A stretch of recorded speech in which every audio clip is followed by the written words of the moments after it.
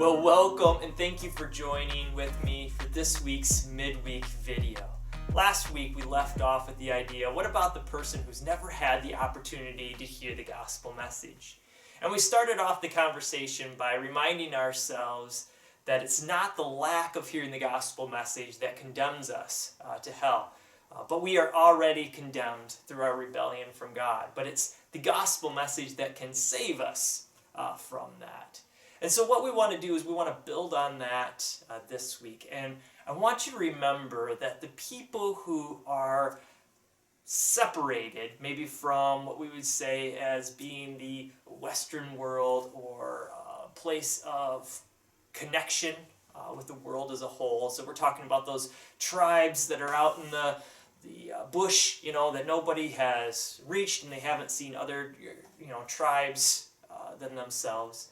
To remember that their condition, their spiritual condition, their ancestors put them there. And it's kind of a reminder of what we talked about in one of our previous videos, that this people's lack of understanding of who God is isn't God's fault, because He set the stage for everybody to know who He is.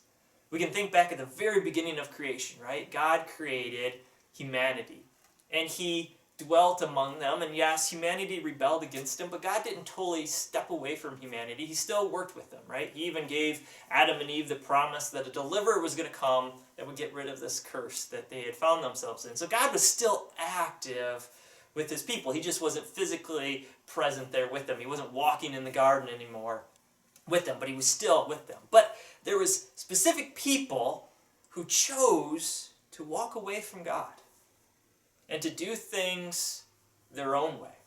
And this came to such an extent that there was a time in history where there was one righteous person left, meaning there's one person that was willing to follow God's standards.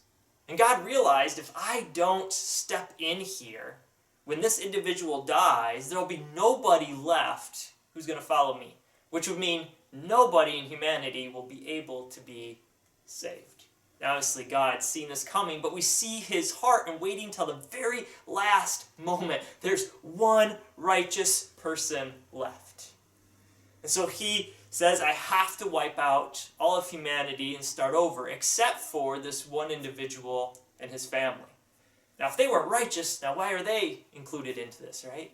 Well, if God removes all the outside influences, right, now this one righteous individual, he has a great opportunity to speak into the hearts of his sons and his wives, his sons' wives and his wife, to be able to grow them in righteousness. So we end up with having 8 righteous souls after the global flood. So God starts back over basically with purity and says, you know what, we're not going to ever do this again.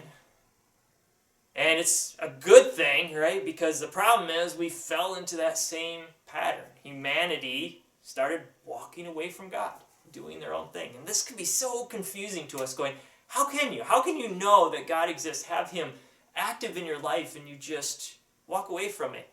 And the interesting thing is that when we think about the world around us, we see a lot of religion, right? When these people walked away, most didn't say there is no God, though obviously there is that thought out there of I don't want to be answerable to anybody else, so humanity's all there is and we make up the rules. But most groups said, I don't like this real God, so I want to change Him into something that better fits who I am. I want God to have the same attributes that I have, or same aspirations that I have, or I want Him to look a little bit different than what the true God is. And this can be weird for us. Like, how can you do that? Like, know the truth and change it?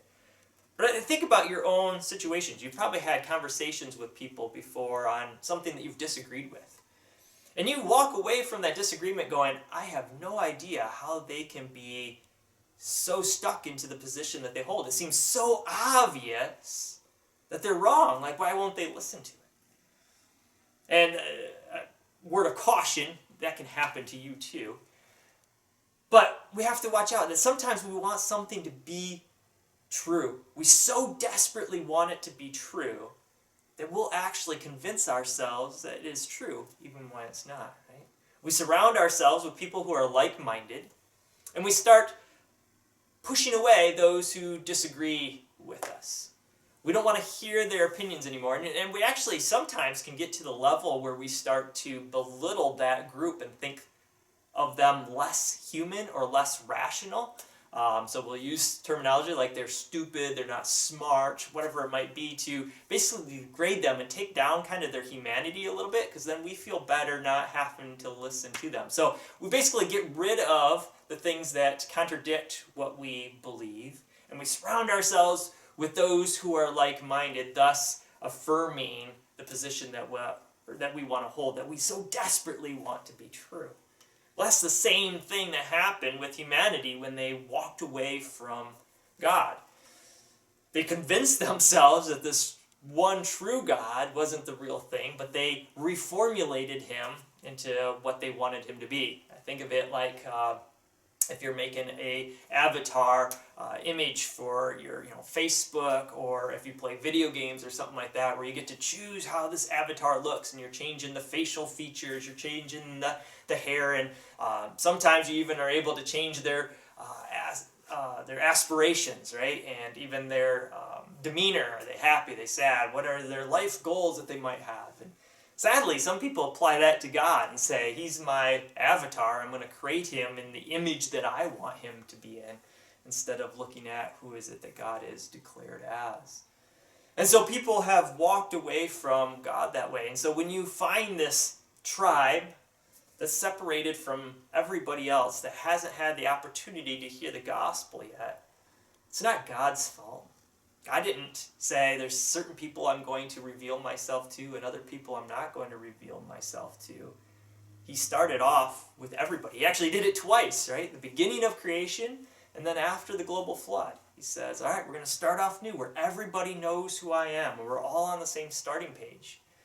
But both times, a group of humanity said, nope, we want to go this way, and we want to teach our people that the God looks like this and not like the real God. And so again, let's be careful when we blame God for people groups out there who don't trust in him. That wasn't God's intention. That's not what he wanted. But that's what people chose to do. And we cannot forget that God's given humanity free will, the choice to choose to rebel against him. Now, more can be said on this, but for now, let's leave it at that.